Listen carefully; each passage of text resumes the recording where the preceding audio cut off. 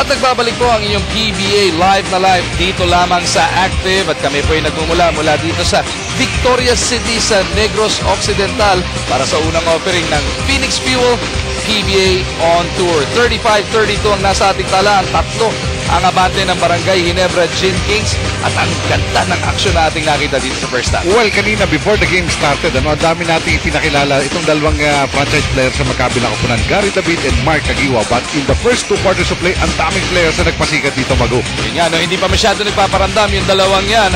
Pero ang dami rin namang ibang nagpapasikat. Unahin natin para dito sa Barangay Ginebra Gin Kings after scoring na puro free throw lang sa unang 3 laro nila. Itong si John Wilson ng Barangay Ginebra ay nagparamdam na. Pero si Gary David ang nagpasimula ng ating aksyon. Aba, 2 league outs yun on the way to 6 points kaso puro first quarter ang score niya. JB Casio pumasok na sa ating second quarter. Meron siya 3-point shot across his name. Pero ito si Marcio Lassiter ang nagdadalo ng laban para dito sa Powerade Tigers. 9 points, 4 rebounds in the first half. Well, yan ang binabanggit natin. Marcio Lassiter, siya yung tutulong talaga kay Gary David. But now that Gary David is not yet scoring, ayun, naasahan niya kagad si Marcio Lassiter. And ito na yung binabanggit natin. John Wilson, back-to-back hits yun, ano? Moving well without the leather. Nahahanap naman siya ng kanyang mga kakampi. Mike Cortez nakapagdikit ng 5 sunod-sunod na puntos on the way to 8 first half points para makatulong. Enrico Villanueva nagparamdam din sa kanyang offensive rebounding instinct back. Yung kay John Wilson, sinuklihan niya yung kumpiyansa sa kanya ni Coach Tankinson sapagkat pinagsimulan niya sa laban ito si John Wilson. Maganda kagad na simulan niya sa scoring. Samantalang ito si Mike Cortez, to me, was the most important player in the first 2 quarters sa Barangay Ginebra. When he was there, ninakaw nila yung kalamangan ng Powerade. And silently, nakascore siya ng 2 3-pointer. He's now top scoring para sa kupunan ng Barangay Ginebra. Titingnan natin itong ating halftime stats sa Magu. And also, lahat ng ating departamento halos magkakadikit yan. Sa field goal shooting, 34% ng kalamangan ng shooting ng Barangay Ginebra. Only 26. Pero sa production, ay makikita naman natin ng mga puntos na yan ay hindi rin nagkakalayo. And all the others, including turnovers, tiksiyam na turnovers sapagkat especially yung second quarter ang higpit na ng depensa ng magkabilang kupunan. Talagang diktikan ang ating labanan with Marcio Lassiter leading all scores, 9 points. Mike Cortez sa kabila, 8. Pero kita mo, Boss Rado, kalat na kalat ang ating scoring dito. Although si Gary David yan, naka-6 na puntos, pero most of them, all of them scored in the first quarter of play. Si Lino Cruz, I think, is one more important player for Powerade. He was everywhere in both quarters. Samantalang sa kabila naman, John Wilson, binanggitan natin yan, si Dio Campo also had a good start for Barangay Ginebra Kings. Ang Powerade nakalamang ng hanggang 7 puntos kaninang first half. Ginebra naman nakapagtayo ng hanggang 6-point lead. Meron na rin tayong 3 deadlock sa ball game na ito. What should we expect in the second half? A lot of adjustment mula sa magkabilang coaches ng magkabilang kupunan dito, especially sa kanilang halftime, sapagkat nagawa nila ito na ipakita nila if they want to score, they can score. They did that in the first quarter. If they want to play defense, they can also do that. Ipinakita naman nila ng second quarter. Now, in the third and fourth quarters, alam na nila kung sinong players ang kanilang gagamitin on their side at alam na rin nila kung sino ang kanilang babantayan on the other hand. At sa magandang performances ng lineup na magkabilang kupunan, still papahirapan ni Coach Cho Tankinsen. Itong si Coach Bo, pero si Coach Bo, papahirapan niya rin si Coach Tankinsen. And Gary David right away going to work, set play para sa kanya coming out of the dugout. Perfect naman yung execution nila. As I was telling you kanina, Mago, he was held scoreless in the second quarter, pero dadating ang puntos na si Gary David. Kasama ni David sa sayag itong sina Will Antonio, Celino Cruz, Romel Adupul, and Marcio Lassiter. Binabantayan nila Nino Cañaleta as a offensive foul is whistled on Will Antonio sa kanyang pagbangga kay Kagiwa. It was a good call ng ating mga referees. Kita-kita si Will Antonio was moving when he gave up that pick. Una pa lamang naman ito for Antonio, but the lead is chopped. Isa na lamang ito para sa Barangay Ginebra Kings. At ang makakasama ni Cañaleta at ni Mark Kagiwa, sina Mike Cortez, Enrico Villanueva, and Ronald Tubid. Mark na spark. Hindi pa rin masyadong nakakapag-ambag para dito sa Gin Kings. 35-34, abante pa rin naman sila na isa. Even yung binabagit natin na Batman yung Robin Tandem, kung wala si Marcus Sparks, si KG sana. Si KG hindi pa rin nakakapag-contribute ng maigi sa Barangay Ginebra. Tandaan natin, yung nag-iisang panalo ng Barangay Ginebra, si Cañaleta po ang naging best player of the game, 17.7 rebounds yung kanyang pinanat kontra Alaska. Pero dito wala pa. Tahimik siya. Oo. Tahimik pa dito sa Victorias. Cortez. Nakita si Tubit, Canaleta cutting. Moses Boni, assistant coach Ricky Tantan, yung pumapasok sa ating headset. As he is giving out instructions sa defensive sequence nila. Bulagta si Mark Caguiwa doon, merong foul. Pero sayang yun eh. Nakakma na yung rebound para sa Powerade. Sinagat pa ni Marshall Lasiter at itinulak pa itong si Mark Caguiwa. Tubid, right corner pocket 3. Itain. Rebound Cruz. Tumatakbo na naman si David. This time around, Canaleta was ready. Parang yun din, nag-adjust na yung Ginebra sa kali-leak out ng Powerade. Pero makikita mo doon, alam na ni David hindi niya makukuha yung pasa. Dinipensahan niya na lang si KG Canaleta eh. May gulang. May gulang na talaga eh. May gulang na lang na ginamit doon. Celino, one-handed pass sa kanto. Antonio, in and out on the shot. Canaleta. Again, that left side jumper, ng big man ng Powerade. Ayaw pumasok, but obviously there was a design play for the Powerade Tigers. Tubid for 3. Wala pa rin. Canaleta, parang naitulak si Cruz. Ginebra on the attack once again. Tubid around the world, passing it off for the reverse layup. Canaleta delivers. Muntik pang matraveling doon si Tubid, but good po rin si Canaleta. Moved very well doon sa ilalim at nakuha pa yung reverse shot for the first 2 points ni Canaleta. Back to a 3-point lead for the Barangay Ginebra Gin Kings. Turnover pa ang Powerade right in front of their bench. Itong mga nakapula ng Ginebra will once again be on the attack. Hinahanap pa lang ang kanilang ikalawang panalo sa Philippine Cup na ito. Hoping to tie itong Powerade na meron namang 2-1. Gaya ng pinabanggit natin sa hihirap na ng mga laban ngayon.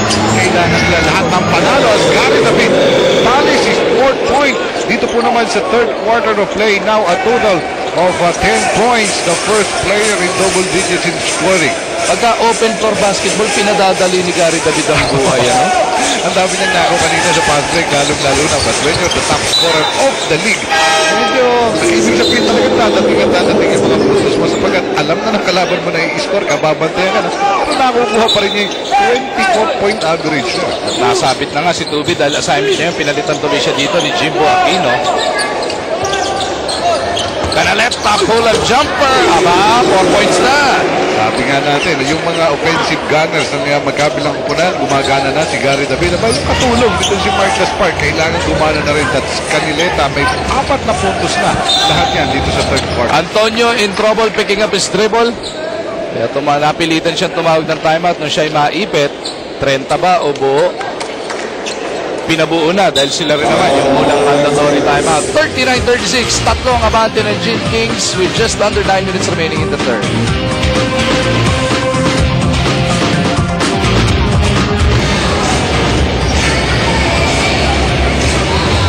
Itong Power 8 Tigers looking for a share of second place. Mapupulot nila ang kanilang ikatlong panalo pero sa ngayon, down by 3 points sila. Mag-umarjan po kasama natin si Attorney Rad Del Melibot coming to you live mula dito sa Victoria Sports and Amusement Center all the way in Negros Occidental. Kapit-bahay lang ng Bacolod. Oo, at ang iba pang mga lunsod, tabi-tabing lunsod yan dito sa Negros Occidental at isa po namang dalawigan na talaga na nagbibigay ng kaularan sa bahaging ito ng Kabisayaan. Magandang gabi po sa inyong lahat. Ating mga kababayan dyan din sa Lipa City, lalo na yung mga kaibigan natin sa St. Francis Seminary. Magandang gabi po sa inyong lahat. Jumper from the outside is good. Lassiter now in double figures. 11 puntos para sa kanya. Dalawang players na yung double digits sa kupunan ng Powerade. The other one is Gary David. So yung dalawang inaasahan natin, nagpakita na. Yung Barangay Ginebra, isa na lang hindi nagpapakita. Si Mark Caguiwa na lang. Steal by Powerade. Lassiter against Caguiwa. Pull-up jumper. Lassiter ginawang asintahan si Mark Despark. Well, we are not surprised with what Marcio Lassiter is doing in this ball game. His 13th point at that. Dahil nga na, mga international players, hindi ginagalang itong si Marcio Lassiter. We remember that sa PBA siya. So hindi pa siya pinapalaro. Pagbalik niya, kumamada ka agad. Parang nagpapakita ng o nagpapatuloy yung trending na ang mga rookie ganadong-ganado, ibang klaseng laro ang pinakikita o talagang todo laro ang pinapakita. Hindi naman ibang klase dahil expected pero lalo pang sumasagad pag Barangay Ginebra ang nakakalaban. Pangalawang personal foul ito ni KG Canileta. Tinulak itong si Gary David sa rebound play. Well, going back to the rookie Marcel Lasiter, he's averaging 12 points going to this ball game. Pero third quarter pa lamang may 13 puntos na ito. Antonio for 3, Mentis. Villanueva at Caguiwa, di pa nagkaamuyan. Cortez magtatabit ng bola. Mark the spark. Nakita si Jimbo Aquino. Back to Caguiwa for a 3. MC buries it. Finally, a three-pointer from Mark Caguiwa. That's his fifth point in this ballgame. At yung binabanggit nga niya sa atin kanina, before the game, kinikwento natin yung first half, gusto niya ma-involve lahat ng kakampi niya kaysa na siya lang nagbubuhat. Pero kapag kinakailangan, bubuhat at bubuhat siya. Ito na ba yung pagkakataon na yun? Alam mo, lumamang nga sila pero binawi ng Powerade. Pero binawi muli nitong si Mark Caguiwa. So that's his responsibility at pinapanindigan ni Mark the Spark. Paubos na ang shot clock na itong Powerade. Nawalan pa ng bola ito si Lasiter. And that's the right call. Nawala mag-isa ito si Marcio Lasiter as he was preparing for the jump shot. Pero credit the pressure defense offered by Caguiwa. Kahit nandito si Caguiwa, may double team na rin handa just in case malampasan sila dahil si Marcio Lasiter ang ganda na ipinapakita offensively dito. Caguiwa to Aquino. Long to Mentis. Willie Wilson. Ang ganda ng timing kaso walang tao doon sa pinagtapig lang. But still, you see Celino Cruz. Alam na talaga, gaya na binabanggit natin kanina ba, all around the court, ito si Celino Cruz, he may not be scoring that much, pero yung kanyang depensa at kanyang leadership, magkukontain ng tempo para sa kanyang kupunan, as he's doing right now, nandun pa rin. Celino looking to go all the way. Pasok itira, may kasama pang foul. Nasa backcourt pa yun, nung pinag-uusapan natin si Celino Cruz. Kung narinig tayo at sa kanyang pagdiretso, ganito. Itong si Celino Cruz, who now has 7 points in this ball game. Manlandingham, babalik sa ating laro. Pagpapahingayin muna si Gary David. Where we're talking about Celino Cruz, 7 points, 7 rebounds na for the smallest guy in the hardcourt para sa kupunan ng Powerade. Tallying the 3-point play. And with the completion, he now has 8 points. At balik na sa Powerade ang abante rito. 43-42. 6 at kalating minuto natin kira sa ating ikatang yugto. Caguiwa. Nakita si Villanueva sa poste. Back to Caguiwa. Attacking Lasiter. Pull-up jumper. Tignan mo naman yung Celino Cruz. Ayun na naman, oh. Pinukol kay Lasiter sa kabilang dulo. Touchdown, Tigers! And that's Celino Cruz. His 8 rebound, yung kanyang assist. Ganun na naman. Pang-apat na naalala kong bato niya sa pass break. Full timeout requested by Barangay Ginebra dahil bigla-bigla na lang naging 3 ang kalamangan dito ng Powerade. 45-42 na sa ating talaan as we leave you with a look at that last layup.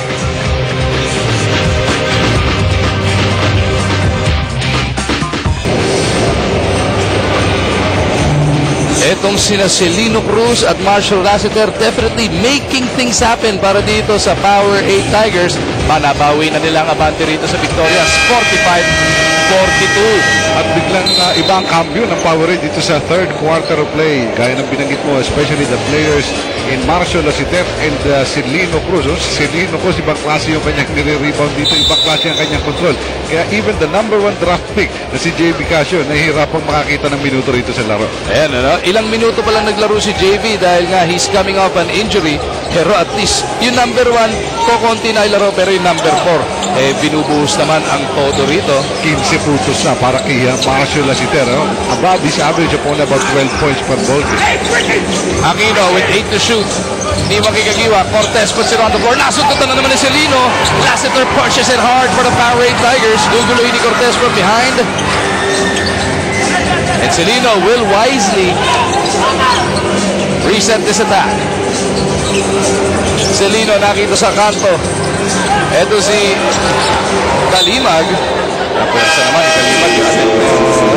Walang masyadong gumagalaw. Kaya napilitang matake si Celino Cruz. But yung recipient mo kanya pasa, naging gano'n na rin. Para stagnant na rin yung kanilang offensive thrust in that play. So the ball will go to Barangay Ginebra. Nais ko lang batiin ito ng mga kaibigan natin sa Philip Holmes. Lalo na si kumparing Nick De Leon. Kumusta po kayo dyan? Magandang gabi po. At ini-enjoy malamang nila itong 6 na fast break points na pinakita sa atin sa third quarter ng Powerade. As Caguiwa will miss. Lasiter, tutulak na naman yung bola. 4 na dependent dyan.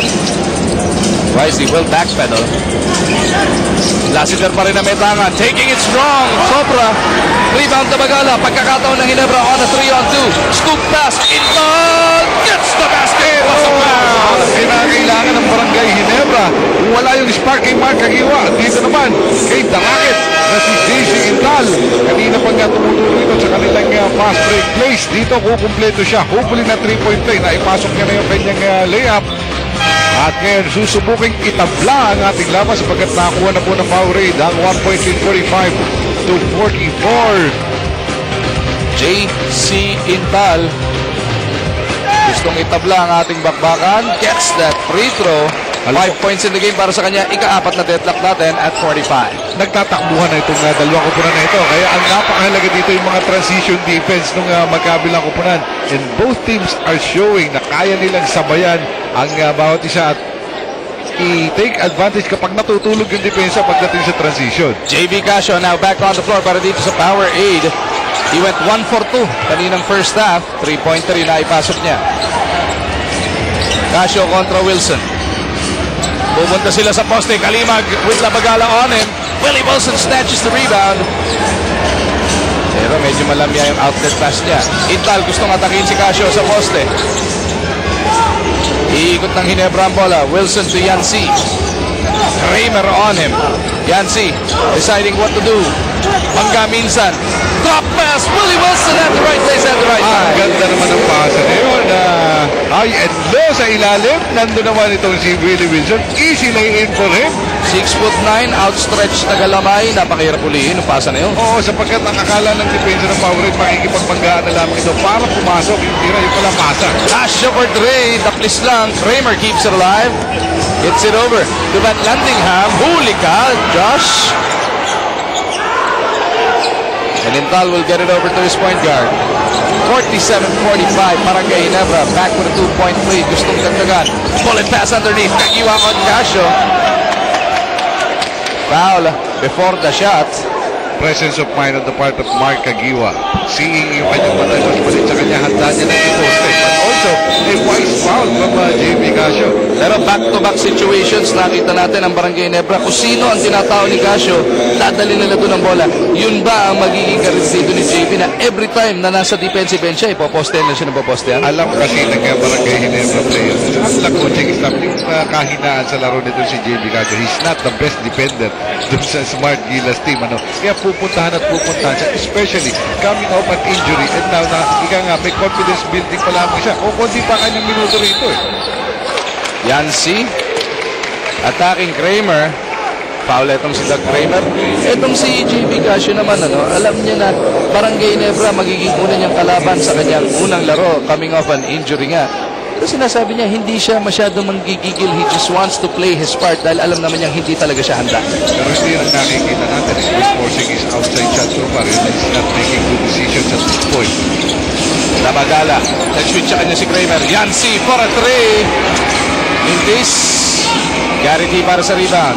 So yung punto mo, it can do him good, it can do him bad also. But so far, he has to prove himself. At least in this ball game, so far, limitado pa rin ang puntos niya. Doon sa handoff, merong foul. Si Willie ba? Willie Wilson, pangalawang foul nito. Fight the pick given up by Sean Anthony. Casio. Ito na naman siya. Sapriki, bibigay kay David ang bola. Paubos na kanila shot clock. 3 to shoot. Kramer. Puts it up. Ito si Doug Kramer, pagod na sa kapabantay kay Yancy Di Ocampo. Maka-score nga muna. Ito, tabla ang ating laban. 47 all. That's our 5th deadlock dito sa ating napakagandang laban. Patuloy ang dikdikan ng bakbakan dito sa Victorias. Elterbrand bounces it down to Wilson. Before the shot daw yung foul. Nahulihan itong second year man na si Sean Anthony. Ang ganda na ng sila laban ni Sean Anthony. Not give up ng gano'n-gano'n na lamang. Wise foul ang kanyang ibinigay. Bago pa mga tira sa babae ay pinaul na kaagad itong si Sean Anthony. He will be called his second personal. Ikalamang team foul yan para dito sa Powerade. Any defensive foul will result in 2 free throws. Intal, 8 to shoot. Babagsak na kay Wilson. Hindi na ako yung jump hook pero merong foul on the bid. Ang ganda ng ball movement ng Barangay Ginebra. Yung recognition sa mga taong na nakakalibre at walang bantay. Nakanakaw itong si Willie Wilson. Hindi handa ang depensa doon ng kupunan ng Powerade. Although we're still tied. 47 all mga kaibigan. At parehong kupunan umaarangkada na dito sa third quarter. Pero palitan na lamang sila ng basket ngayon. A free throw by Willie Wilson na nakapagtala naman po ng kanyang pang-5 puntos. 2.5 minuto natitira sa ating third quarter. Wilson has 6 points at this point of the contest. 4 dito sa third quarter. Mga nakaw niya sa ilalim yan. Maganda yung binibigay sa kanya si Giannis Ocampo. David na buyog ng 3. Helter Brandon push it up over the Intal. Pintawan lang putas ang kamay ni JC. But he recovers and JJ mag-aantay muna ng rest back dito. Intal, gustong bawin. Babalik kay JJ. Labagala. With Ben landing up all over him. They go down low. Wilson puts it up and in. May kasama na naman foul. Nakukuha ni Willie Wilson ang kanyang buhay mula sa same position at talagang hinahanap siya ng kanyang mga kampe. Good ball movement. Very patient offense para sa kupunan ng Barangay Ginebra. And in the end, they will always find Willie Wilson. Na pagdating naman po sa poste, hindi kalakihan but a very wise player. Siya kalimitan ng naiiwanan and Powerade is paying for that.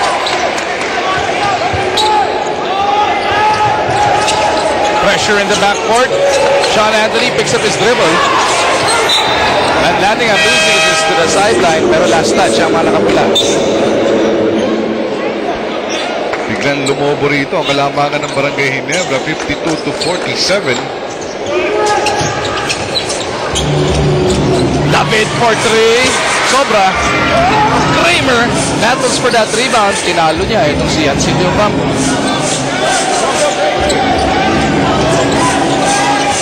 Kramer, hinahanap si Casio. Kaatake ito sa loob. Nakuyog ng malalaking mga taga-barangay. Bagong dayo ka, ha? Bawal ka pumasok sa barangay namin, ha? Well, si JB Casio talagang pinahihirapan. Yung kaninang binabanggit natin na pinapapogi nitong mga taga-barangay Ginebra ang mga rookies ay etong si JB Casio hindi pa makapagpapogi dito sa kanyang unang laban against Barangay Ginebra. Tinatanong nga natin ang ating statsman na sila yan. Walang number 6 yung Powerade. Ito si JB Casio, number 4 ito ginamit. Pwede natin isipin dahil total 6 yan. Mamaya imbestigahan natin bakit hindi 6 ang gamit. Kilala natin yung numero ni Casio, yung numero 6. Villanueva! Si Casio na-switch siya kanya binilisan na niya yung tira.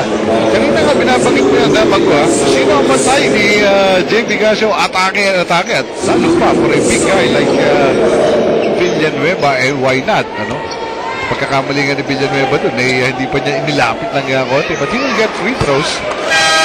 When Rico delivers on the first, ani makapante ng Barangay Ginebra, tying their biggest lead of the game ang Powerade po, hanggang 7 ang nilamang niyan kaninang first half. Mas tablahan niya ng Ginebra. Lumaylay itong Powerade dun sa balasa ni Coach Bokurasan. Napagpahinga niya yung mga players. Maaring plano yan. He might be sacrificing itong third quarter. Pero kailangan bumawi sila. Lumalaki ng lamang dito. Powerade has to get it across the timeline. Kramer naipit sa kanto. Back to Lassiter. Marshall, power move, delivers. Ang stability nitong si Marshall Lassiter. Coach Ricky Dandan, Assistant Coach Ricky Dandan, sinigawan ng ating referee na parapan na technical tuloy. Humingi sila ng foul sa huling drive nila sa Lassiter. At sa harap din natin nangyari yan. Medyo kinikit talaga na si Marshall Lassiter sa may baseline. No foul was called. At yun ang tinuturo ni Assistant Coach Ricky Dandan. Ating head coach mula sa ating alma mater, University of the Philippines, Maruf. Ikaw raw ang paborito niyang alum Naikwento sa akin ni Coach Ricky kanina. Ikaw ang paborito niyang nanonood ng live. At mukhang namana sa akin ni Coach Ricky yung pagsigaw. Kaya nagawa niyo yun. Na-technical tuloy. Siya ako pag nanonood ako ng college game, hindi ako na-technical. Kasi nasa ako eh. Nasa crowd. Nasa crowd ako eh. Wala na pa 1 minuto natin na sa ating katuloy. Intal na naman! Nagpaparamdam! Well, he had a good start at pinagpapatuloy niya rito. Lumobo na. 8 na kalamaan ng Barangay Ginebra. Pinampiyasan naman kagad yan. Ito ni Gary David, Mr. Beer Energy, with half a minute remaining sa ating third quarter. JJ, nakita si Yancy. Bounces it to Enrico. Tap from behind by Lassiter. Kramer, tinatawag si David pero kay Casio na napunta ang bola. At patay na ang ating shot clock. Quarter clock na lamang ang pagbabasihan. Casio didiskarte dito with 10 seconds remaining in the third quarter. Fouls to give ng Barangay Ginebra. Dalawa yan. Una yun ng dalawa. Pangalawa na personal foul ni JC Tal. Again, another good foul na binigay. But narinig natin si JP Casio, no? Medyo hindi pa nakakasingkit dun sa sistema ng Powerade. Casio once again attacking, and Rob Labagala immediately giving up the foul. Hindi na pa pwede mamigay dito Ginebra as that is their 15th foul.